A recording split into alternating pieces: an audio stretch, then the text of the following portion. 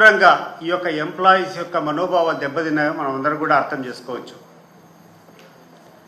గడిచిన 9 నెలల నుంచి ఉద్యోగుల పట్ల పూర్తి నిర్లక్ష్యం ఈ యొక్క ప్రభుత్వం వహిస్తూ ఉంది.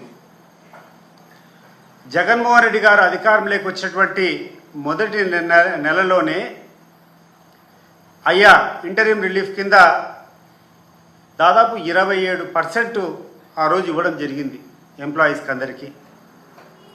గడిచిన 9 నెలల నుంచి ఇక్కడ నుండి ఉద్యోగస్తులంతా ఎదురు చూస్తున్నారు. ఈయన ఐఆర్ ప్రకటిస్తారేమో, మా యొక్క వ్యయప్రయాసాలు ఎక్కువైపోయినాయి, ఇవన్నీ ఇస్తారని చెప్పి ఎదురు చూస్తుంటే ఇంతవరకు దానికి పట్టించుకునేటువంటి నాదుడే లేడు. టీఆర్సీ చైర్మన్ను మన్మోహన్ సింగ్ గారిని రిజైన్ చేయమని చెప్పారు. ఆయన రాజీనామా చేశాడు. ఆయన రాజీనామా చేసి కూడా దాదాపు 7 నెలలు అవుతా ఉంది. ఇంతవరకు పీఆర్సీ చైర్మన్ కూడా నియమించకుండా, పీఆర్సీ కమిటీని ఇంతవరకు నియమించకుండా పోవడం వల్ల ఈ యొక్క ఎంప్లాయీస్ సెక్షన్కు ఎంత నిర్లక్ష్యానికి గురవుతుందో ఈరోజు ప్రతి ఒక్కరు కూడా అర్థం చేసుకోవాలి.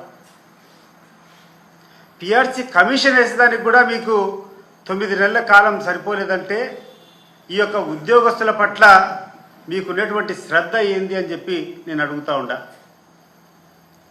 గడిచిన 9 నెలల నుంచి ఉద్యోగాలు పడుతున్నటువంటి బాధలు దాదాపు 26,000 కోట్లు వాళ్ళ ద్వారా పొదుపు చేసేటువంటి సొమ్ములు. వాళ్ళు పిఎఫ్ మీద లోన్ పెట్టుకోవాలంటే లేదు, వాళ్ళ ప్రావిడెంట్ ఫండ్ మీద ఏదైనా తీసుకోవాలి, హెల్త్ లోన్ తీసుకోవాలంటే లేదు, ఏపీజీఎల్ఐ ఆ ఇన్సూరెన్స్ ద్వారా వచ్చేటువంటి డబ్బులు లేవు. తీవ్రమైనటువంటి ఇబ్బందులు ఈరోజు ఈ యొక్క ఎంప్లాయీస్ పడుతూ ఉండరు. ఈ ప్రభుత్వాన్ని కోరుతూ ఉన్నాను నేను, ఈ యొక్క ఎన్నిక నిన్న జరిగినటువంటి ఉత్తరాంధ్రలో జరిగినటువంటి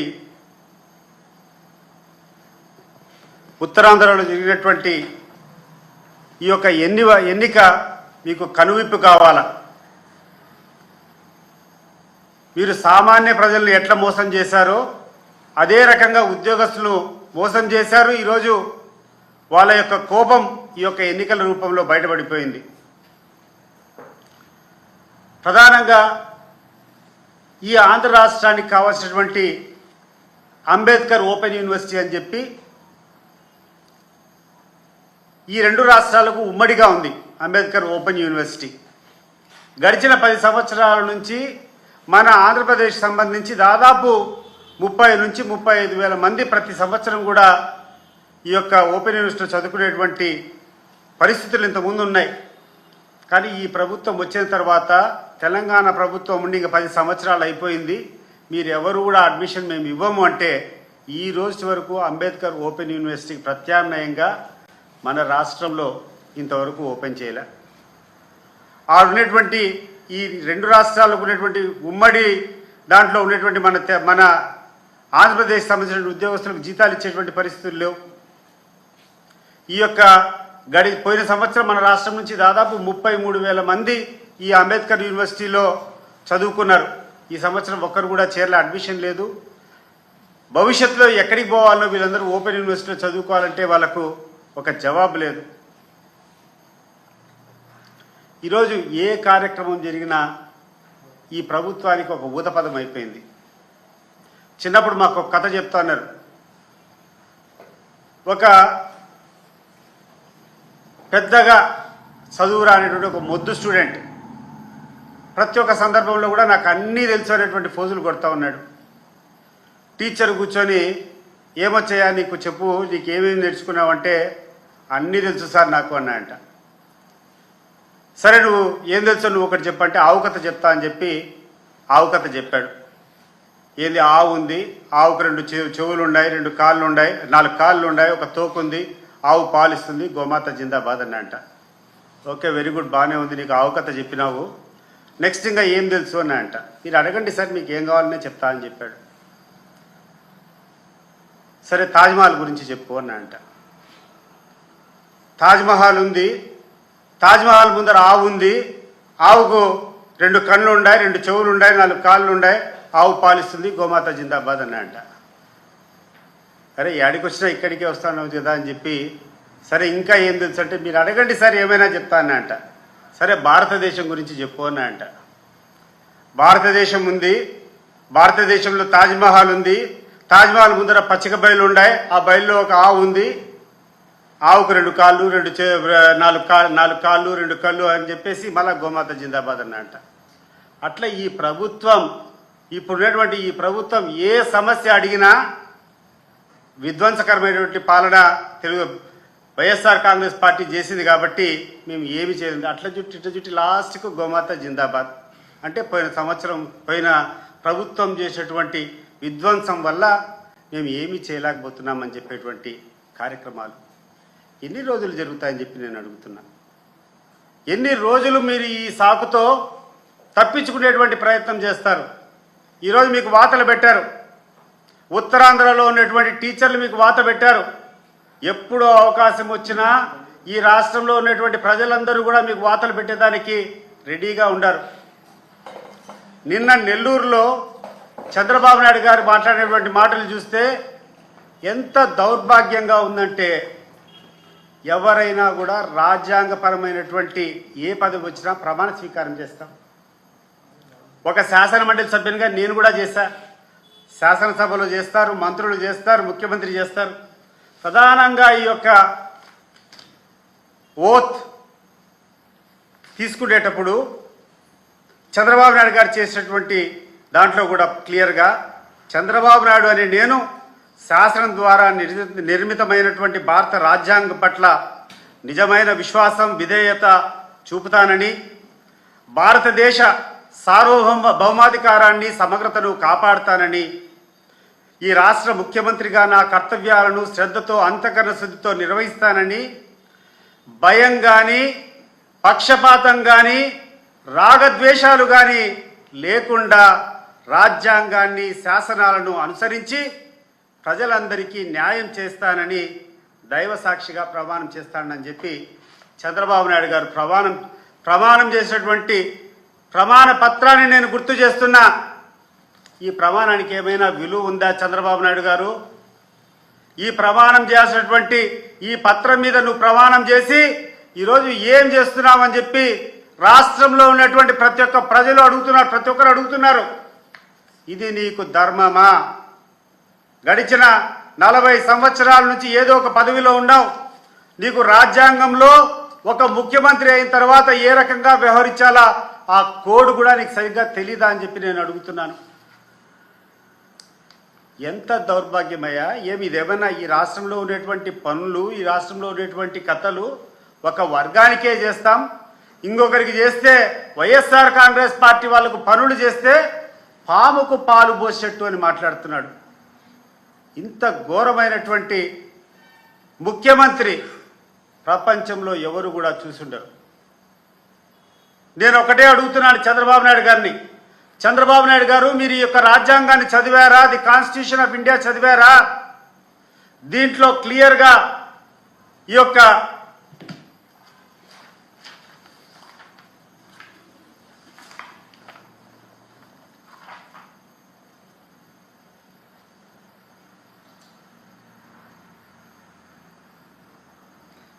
article 14, article 15, article 21 of the constitution స్పష్టంగా ఇక్కడ the constitution guarantees the right of equality before the law which prohibits discrimination on grounds of religion, race, caste, sex or place of birth. If a chief minister's statement indicates exclusions based on such factors, it is seen as a violation of Article 14. ఈ యొక్క article 14 of the కాన్స్టిట్యూషన్ను మీరు violate చేశారు. Article 15, this article prohibits on grounds of religion, race and caste or place of birth if the statement indicates denial of welfare on any of these grounds, it is a violation under this provision. Article 21. So ఈ రకంగా రాజ్యాంగంలో ఉన్నటువంటి article 14, article 15, article 21ను violate చేశావు. ఈరోజు ఏ sections అయితే పోసాని మురళీకృష్ణ మీద పెట్టావో, ఈ యొక్క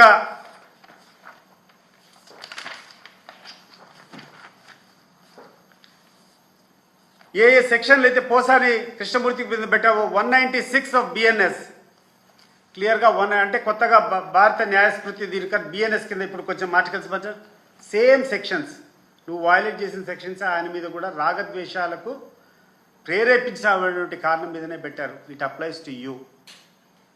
నేను అడుగుతున్నాను, ఈ యొక్క క్లాస్ కింద డిస్క్వాలిఫికేషన్ నేను ఎందుకు చేయకూడదు చంద్రబాబు నాయుడు గారు? మీరు ఒకసారి ఆలోచన చేయండి. Section 153 of a offence of promoting enmity between different groups of grounds on religious race places of birth residence language etcetera. So నీ యొక్క ఒక రెండు పార్టీల మధ్య విభేదాలు జరిగేదానికి కారణమైనటువంటి నీ స్టేట్మెంట్ ఆధారం చేసుకొని నిన్ను ఎందుకు డిస్క్వాలిఫై చేయకూడదు అని చెప్పి నేను అడుగుతున్నా. ఈరోజు లీగల్గా ఫైట్ చేసేదానికి మేము నిర్ణయం చేసుకున్నాం. నువ్వు ఇచ్చినటువంటి ఆ స్టేట్మెంటు ఈరోజు రాష్ట్రంలో ఎక్కడ చూసినా కూడా వర్గ విభేదాలు సృష్టిస్తూ ఉంది. ఇటువంటి వ్యక్తి, ఇటువంటి స్టేట్మెంట్ ఇచ్చినటువంటి వ్యక్తి ముఖ్యమంత్రిగా ఉండేదానికి అర్హత లేదు, వెంటనే డిస్క్వాలిఫై చేయాలని చెప్పి న్యాయ పోరాటం చేయబోతూ ఉన్నాం మేము. నేను అడుగుతున్నాను ఈరోజు చంద్రబాబు నాయుడు గారు, నువ్వేమో ఇట్లా రాగద్వేషాలు లేపుతావు, పార్టీ యొక్క ఆంక్షలు లేపుతావు. రేపు నువ్వు అధికారం కోల్పోతే ఈ రాష్ట్రం వదిలిపెట్టి నువ్వు ఎక్కడనో హైదరాబాద్లో కూర్చొని నీ యొక్క స్పెషల్ ప్రొటెక్షన్ అంతా కూర్చొని 20 మంది 30 మందితో హైదరాబాద్లో కూర్చొని ఉంటావు. నీ ఆస్తులన్నీ అక్కడెక్కడనో ఉన్నాయి. 1000 కోట్లు 1,00,000 కోట్ల ఆస్తులు నీకు తెలంగాణలో ఎక్కడెక్కడనో తయారు చేసుకొని ఉండవు. ఇక్కడటువంటి నీ కార్యకర్తల గతి ఏంది అని చెప్పి నేను అడుగుతున్నాను. ఈరోజు నువ్వు వేసినటువంటి ఈ విష బీజము పెద్దదైపోయి రేపు అధికారం కోల్పోయినప్పుడు నీ కార్యకర్తల యొక్క భద్రత ఎవరు చూసుకుంటారు అని చెప్పి నేను అడుగుతున్నాను. నీ కార్యకర్తలను ఎవరు పరిరక్షిస్తారు అని చెప్పి నేను అడుగుతున్నా. ఇది మంచిది కాదు చంద్రబాబు నాయుడు గారు ఇటువంటి విభేదాలు చేయడం. నువ్వు 15 సంవత్సరాలు ఇండస్ట్రీ, 15 సంవత్సరాలు ముఖ్యమంత్రి అంటావు. నీకంటే ఇంతవరకు ఈ రాష్ట్రంలో సీనియర్ మోస్ట్ ఎమ్మెల్యే లేడని చెప్పి నువ్వు మాట్లాడతావు. మరి నీకు కనీసం అవగాహన లేదా అని చెప్పి నేను అడుగుతున్నాను. సీనియర్ మోస్ట్ ఎమ్మెల్యే శాసనసభలో 1978లో నువ్వు మొట్టమొదటిసారి శాసనసభకు వచ్చినావు. నీతో పాటు సమానంగా ఉన్నటువంటి ఎమ్మెల్యే లేడు. 15 సంవత్సరాలు నువ్వు ముఖ్యమంత్రిగా ఉన్నావు. ఏం సాధించినావు అని చెప్పి అడుగుతున్నాను. ఇటువంటి విద్వేషాల నువ్వు లేపేది? ఇటువంటి విద్వేషాల? ఒక్కసారి జగన్మోహన్ రెడ్డి చూసి సిగ్గు తెచ్చుకో. నువ్వు ఇదే జగన్మోహన్ రెడ్డి గారు ముఖ్యమంత్రి అయిన తర్వాత ఆయన చెప్పేటువంటి ప్రెస్ మీటింగ్లో అర్హత ఉన్నటువంటి ప్రతి ఒక్కరికి ఈ యొక్క స్కీమ్స్ అందాలా, మనం చేసేటువంటి వెల్ఫేర్ అందాలా అని చెప్పి, అది ఏ పార్టీ అయినా కూడా మీరు ఎవ్వరే కానీ, కార్యకర్తలు ఎవరే కానీ గ్రామాల్లో వాళ్ళని డినై చేసేదానికి లేదని చెప్పి ఆయన పిలుపుకు నువ్వు మాట్లాడే మాటలకు ఎక్కడైనా పొంతన ఉందా అని చెప్పి నేను అడుగుతున్నాను. ఏమయ్యా, పాముకు పాలు పోసినట్ట నీకు వైఎస్ఆర్ కాంగ్రెస్ పార్టీలో ఉన్నటువంటి ఓట్లు వేసినటువంటి వాళ్ళంతా పాములతో పోలుస్తున్నావా? నువ్వు ఏమనుకుంటాడో నీ అహంకారం నువ్వు అండ్ మేము పాములు, నీ దగ్గర పాలు ఉన్నాయి అనుకుంటున్నావు. మీ నాయన సొత్తా ఇదేమైనా? ఈ రాష్ట్రంలో ఉన్నటువంటి ఖజానా, ఈ రాష్ట్రంలో మేమందరం కట్టేటువంటి పన్ను చంద్రబాబు నాయుడు గారు నీ సొంత సొత్తు కాదు, నీ యొక్క ఆస్తి కాదు, అది నువ్వు పంచేది. ఈ రాష్ట్రంలో మేమందరం కూడా పన్ను కడుతున్నాం. ఈరోజు ఏమైనా వైఎస్ఆర్ కాంగ్రెస్ పార్టీ వాళ్ళ దగ్గర నుంచి పన్నులు వసూలు చేయకుండా వదిలిపెట్టారా? మీరు పన్నులు కట్టేటువంటి, మా దగ్గర నుంచి పన్నులు కట్టుకునేటువంటి పరిస్థితి మీరుంటే ప్రతి ఒక్క దాంట్లో మాకు సమానంగా న్యాయంగా రావాలా. ఇది రాజ్యాంగం చెప్తుంది. కనీస ధర్మం, రాజధర్మం కూడా నువ్వు పాటించినటువంటి వ్యక్తివి. నిన్ను వెంటనే డిస్క్వాలిఫై చేయాలా? దీని మీద మేము న్యాయ పోరాటం చేస్తామని చెప్పి ఈ సందర్భంగా తెలియజేస్తున్నాం.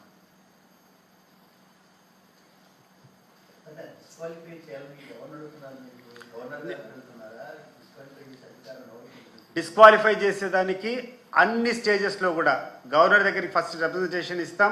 రెండోది, గవర్నర్ దగ్గర నుంచి సరైన రెస్పాన్స్ రాకుండా ఉంటే లీగల్గా కూడా ఈ సెక్షన్స్ ఏవైతే ఉన్నాయో ఆయన ఇచ్చినటువంటి, ఆయన మాట్లాడేటువంటి క్లిప్పింగ్స్ అవన్నీ ఏ రకంగా రెచ్చగొట్టేది అనుకుంటాయో లీగల్గా కూడా కోర్టుకు పోయి ప్రత్యక్షంగా నేనే పోయి కూర్చొని ఈ యొక్క వాద్యాన్ని వేస్తా.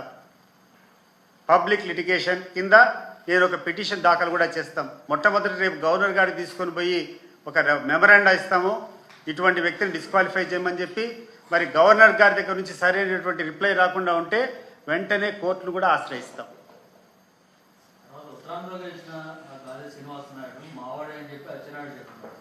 అది ఏమైనా చెప్పని మరి ఒకసారి మీరందరూ కూడా ఈరోజు పేపర్లో ఉన్నటువంటి గాది శ్రీనివాసన్ అడుగుకోండి, వాళ్ళు ఎవరికి మద్దతు ఇచ్చారో చెప్తాడు.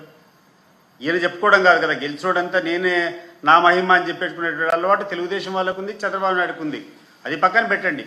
గెలిచినటువంటి వ్యక్తిని అడగండి, ఆయన మీద పోటీ చేసినటువంటి వ్యక్తి ఎవరి మద్దతుతో చేస్తారో అడిగితే చెప్తాడు. క్లియర్గా తెలుగుదేశం పార్టీ వాళ్ళ యొక్క క్యాండిడేట్ పెట్టారు, వాళ్ళ క్యాండిడేట్ ఓడిపోయారు. వాళ్ళకి ప్రత్యర్థిగా ఉన్నటువంటి గాదె శ్రీనివాస్ నాయుడు ఈరోజు గెలిచాడు తెలుగుదేశం పార్టీ క్యాండిడేట్కు వ్యతిరేకంగా. ఇది ఒక స్పష్టమైనటువంటి మ్యాండేట్. అంటే ఇది ప్రభుత్వ ఉద్యోగస్తులు కేవలం టీచర్లు వేసేటువంటి ఓట్లు. ఏ సెక్షన్ అయితే పూర్తిగా ఈ యొక్క కూటమి ప్రభుత్వానికి వాళ్ళ విజయానికి దాసోహం చేసిందో ఆ యొక్క సెక్షనే ఈరోజు వ్యతిరేకం అయిపోయింది అని చెప్పడానికి ఇది ఒక నిదర్శనం అంతే. అచ్చెన్నాయుడు గారు మేము తెలుగుదేశం తరఫున ఎవరిని అభ్యర్థిని పెట్టలేదు, ఉత్తరాంధ్రలో వైఎస్ఆర్ కాంగ్రెస్ పార్టీ దుష్ప్రచారం చేస్తున్నామని ఆయన మాట్లాడారు. మీరు ఉత్తరాంధ్రలో పోయి కూర్చొని ఆ పేపర్ క్లిప్పింగ్ చూపించండి. వీళ్ళ లీడర్లంతా ఎవరి కోసం ప్రచారం చేశారు, వీళ్ళు ఇచ్చినటువంటి స్టేట్మెంట్లు అన్నీ కూడా చూపిస్తాం. ఈరోజు మేము ఊరికే మాట్లాడడం కాదు, వీళ్ళు ఎవరికి మద్దతు ఇచ్చినారు పత్రికాముఖంగా అన్ని క్లిప్పింగ్స్ ఉన్నాయి. దీన్ని నేను ఈరోజు నేను వాళ్ళు మాట్లాడేదాన్ని నేను రెడీగా లేను, కానీ మీరు ఒకరోజు సమయం ఇస్తే నా క్లిప్పింగ్స్ అనేది తెచ్చి చూపిస్తా. వాళ్ళ యొక్క ఎమ్మెల్యేలు, వాళ్ళ యొక్క మినిస్టర్లు వాళ్ళంతా కూడా ఎవరికి ఓట్లు వేయమని చెప్పింది, క్యాంపెయిన్ చేసింది అన్నీ కూడా చూపిస్తాం. అదే రకంగా ఇక్కడ కూడా అదే జరిగింది. ఇప్పుడు ఈ కృష్ణా గుంటూరులో ఈ యొక్క పట్టభద్రుల ఎన్నికలు జరిగింది. వాళ్ళు మా క్యాండిడేట్ కాదు, ఇంకోటి గెలిచినా కూడా మా క్యాండిడేట్ అని చెప్తే దానికి అర్థం ఏముంటుంది? ఈరోజు నేను చెప్పచ్చా రాజేంద్ర ప్రసాద్ వైసీపీ క్యాండిడేట్ అని? అంత విడ్డూరంగా ఉంటుంది. గాది శ్రీనివాసులు నాయుడు మా క్యాండిడేట్ అని చెప్పుకోవడం వాళ్ళకు ఎంత హాస్యాస్పదమో, మేము రాజేంద్ర ప్రసాద్ మావాడని చెప్తే ఎంత హాస్యాస్పదంగా ఉంటుందో అదే అంత హాస్యాస్పదంగా ఉంటుంది.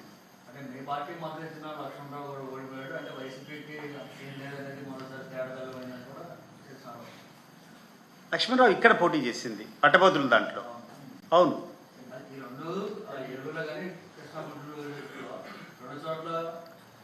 అంటే ఇప్పుడు వన్ సైడ్ ఎలక్షన్ జరిగినాయి. ఇక్కడ మా పార్టీ అభ్యర్థి పెట్టలే, ఇక్కడ అంత సీరియస్ కంటెస్ట్ లేదు. ఎక్కడైతే సీరియస్ కంటెస్ట్ ఉందో ఉపాధ్యాయులు, మోస్ట్ ఎడ్యుకేటెడ్ పీపుల్, ఎవరైతే ఇంతకుముందు వైఎస్ఆర్సీపీకి వ్యతిరేకంగా పనిచేశారో వాళ్ళల్లోనే ఈ వ్యతిరేకత వచ్చింది. అది నేను చెప్పదలుచుకున్నా.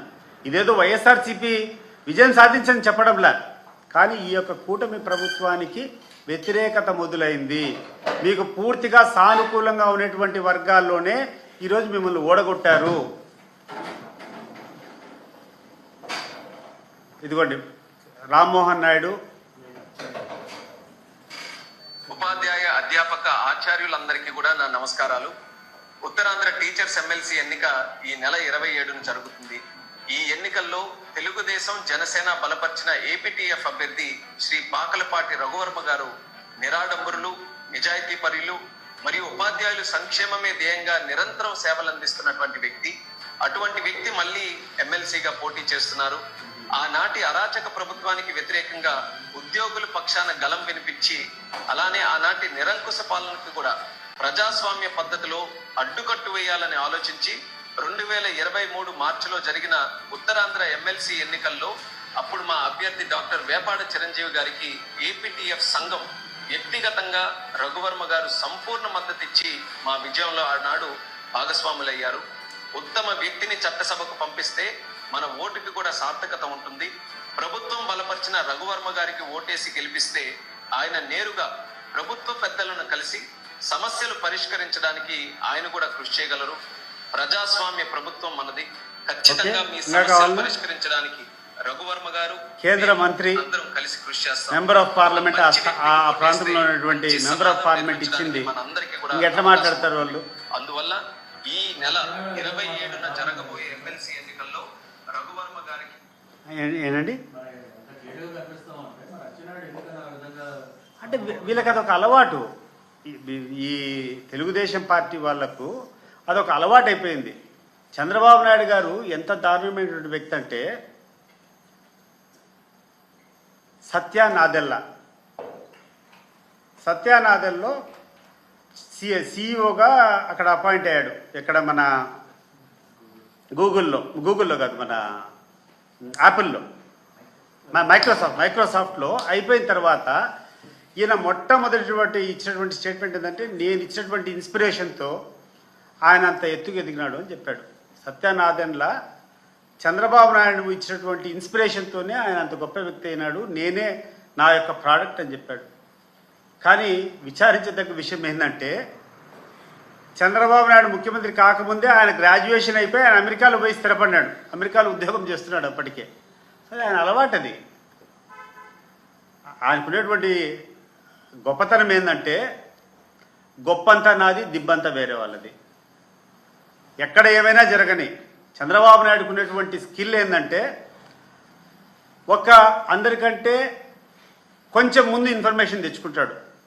ఆ ఇన్ఫర్మేషన్ను కొంచెం స్టడీ చేస్తాడు. చేసిన తర్వాత ఆ జరిగినటువంటి డెవలప్మెంట్ అంతా నా ద్వారానే జరిగిందని చెప్పేటువంటి సంస్కృతి అయింది. ఈరోజు నేను అడుగుతున్నాను, ఈరోజు చంద్రబాబు నాయుడు మాట్లాడితే విధ్వంసం అంటావు. దేనికి విధ్వంసం? ఎక్కడ విధ్వంసం అయింది? ఏ రంగంలో విధ్వంసమైంది? జగన్మోహన్ రెడ్డి గారి హయాంలో విద్యకు అత్యధిక ప్రాధాన్యత ఇచ్చి గవర్నమెంట్లో ఉన్నటువంటి స్కూల్స్కి అన్నిటికీ బ్రహ్మాండంగా అన్ని వసతులు సంకల్పించి ఇంగ్లీష్ మీడియం చెప్పినటువంటి చేయడం వల్ల విధ్వంసమా? రాష్ట్రంలో ఇబ్బంది పడుతున్నటువంటి ప్రతి ఒక్క రోగికి ఉచితంగా హాస్పిటల్ పోతానే డైరెక్ట్గా ఏమి చూడకుండా వైద్యం చేసేటువంటి పరిస్థితి తేవడం విధ్వంసమా? ఈ రాష్ట్రంలో ఉన్నటువంటి ప్రతి పేద ప్రజలకు డైరెక్ట్గా బెనిఫిట్ ట్రాన్స్ఫర్ అని చెప్పి వాళ్ళ ఇండ్లకే ప్రతి సంవత్సరం 50,000 నుంచి ₹1,00,000 వరకు వాళ్ళ ఇండ్లకే వాళ్ళకు డబ్బులు చేర్చడం విధ్వంసమా అని చెప్పి అడుగుతున్నాను. అది కాదు విధ్వంసం. నువ్వు చేస్తున్నది విధ్వంసం. నువ్వు రెచ్చగొట్టేది విధ్వంసం. నీ యొక్క పార్టీ వాళ్ళు చేసేది విధ్వంసం. ఈరోజు నువ్వు మాట్లాడేటువంటి స్పీచ్ హేట్ స్పీచ్, అది విధ్వంసం. అది గుర్తుపెట్టుకోవాలి చంద్రబాబు నాయుడు గారు. విధ్వంసం చేసేది నువ్వు అరాచకాలు చేసి నీకున్నటువంటి ఎల్లో మీడియా ద్వారా అవతల వ్యక్తి మీద బురద జల్లడం నీకున్నటువంటి వెన్నతో పెట్టేటువంటి విద్య నీకు. నువ్వు చేసే పనికిరాని పనులన్నిటికీ ముందు అవతల వాడిని వాళ్ళ మీద బురద జల్లి వాళ్ళని కడుక్కోమని చెప్పడం. ఆ అవతల వాళ్ళు కడుక్కుంటే లోపల నువ్వు కావాల్సినటువంటి పనులన్నీ చేసుకుంటా పోవడం. రాష్ట్రంలో ఉన్నటువంటి ప్రజలందరికీ కూడా ఈ యొక్క డైవర్ట్ చేయడం కోసం ఆయన చేసినటువంటి ఎత్తుగడ ఇది. ఈరోజు చూడండి, ప్రతి ఒక్క రోజు ఈనాడు పేపర్లో కానీ, ఆంధ్రజ్యోతి పేపర్లో కానీ, ఈ TV5 ఛానల్లో కానీ, ABN ఛానల్లో కానీ, HM టీవీ కానీ, ఈ యొక్క ఎల్లో జర్నలిజం ఎంత ఘోరంగా ఉంటుందంటే, ఈ రోజుకి కూడా బాధ్యతగా ఇది మేము చేస్తాము, ఈ ప్రభుత్వం ఇది చేస్తూ ఉంది అని చెప్పేదానికంటే, ఈ రోజుకి కూడా ఒక సంవత్సరం కింద ఉన్నటువంటి ప్రభుత్వం మీద అలిగేషన్స్ చేయడము, ప్రతిరోజు కూర్చోవడం, వాళ్ళు మాట్లాడడం. అసలు నాకు అర్థమే కాలే ఈ పోసాని మురళీకృష్ణ హేట్ స్పీచ్ జరిగి ఎన్ని రోజులు అయిపోయింది? సంవత్సరం అయింది. ప్రధానంగా మీరు పెట్టేటువంటి క్లాస్ ఏమని పెట్టారు? మత విద్వేషాలు, కుల విద్వేషాలు జరిగేదానికి అవకాశం ఉందనేటువంటి సెక్షన్ మీద పెట్టారు. మరి జరిగాయి? ఎక్కడైనా పోసాని మురళీకృష్ణ పెట్టేటువంటి పోస్టింగ్ వల్ల ఆయన మాట్లాడి దాదాపు సంవత్సరం అయింది. ఈ సంవత్సరంలో ఎటువంటి గలాటలన్నా జరిగాయా? ఎటువంటి కొట్లాటలైనా జరిగినాయా రెండు వర్గాల మీద? నువ్వు పెట్టేటువంటి సెక్షన్ అదే కదా. మరి ఈరోజు తీసుకుని ఒక సంవత్సరం కింద మాట్లాడేటువంటి మాటలు తీసుకొని ఈరోజు కేసు పెట్టావే, మరి ఈరోజు నువ్వు మాట్లాడేటువంటి మాటల మీద ఎందుకు కేసు పెట్టకూడదు నేను అడుగుతున్నా. ఆయనేమో జైల్లో ఉండాలా, నువ్వేమో రాజ్యాన్ని ఏలాలా? ఇదెక్కడ న్యాయము? నువ్వు చేసింది హేట్ స్పీచే, ఆయన చేసింది హేట్ స్పీచే. Both attract the same class. రెండు సేమ్ కాన్స్టిట్యూషన్లో ఉన్నటువంటి సెక్షన్ ప్రకారం రెండు ఒకటే. ఏ రోజైతే నీ ప్రమాణానికి వ్యతిరేకంగా నువ్వే చేశావో, ఏదైతే ప్రమాణం నువ్వు చేశావో దానికి వ్యతిరేకంగా నువ్వు చేశావో, you are eligible for disqualification. రేపే కూర్చొని వైఎస్ఆర్ కాంగ్రెస్ పార్టీ తరఫున గవర్నర్ గారికి ఒక లేఖ ఇవ్వడం జరుగుతుంది. ఈ రకమైనటువంటి ప్రజలను రెచ్చగొట్టేటువంటి కార్యక్రమాలు చేస్తున్నాడు, విద్వేషాలు రేకెత్తిస్తున్నాడు, తెలుగు డిస్క్రిమినేషన్ చేస్తూ ఉన్నాడు, దయచేసి ఈ యొక్క ముఖ్యమంత్రిని డిస్క్వాలిఫై చేయండి అని చెప్పి గవర్నర్ గారికి రిప్రజెంటేషన్ ఇవ్వడం జరుగుతుంది. అక్కడ న్యాయం జరగకుండా ఉంటే న్యాయస్థానంలో కూడా ఈ యొక్క క్లాసెస్ ప్రకారం కోర్టు కూడా పోవడం జరుగుతుందని చెప్పి తెలియజేసుకుంటున్నాను.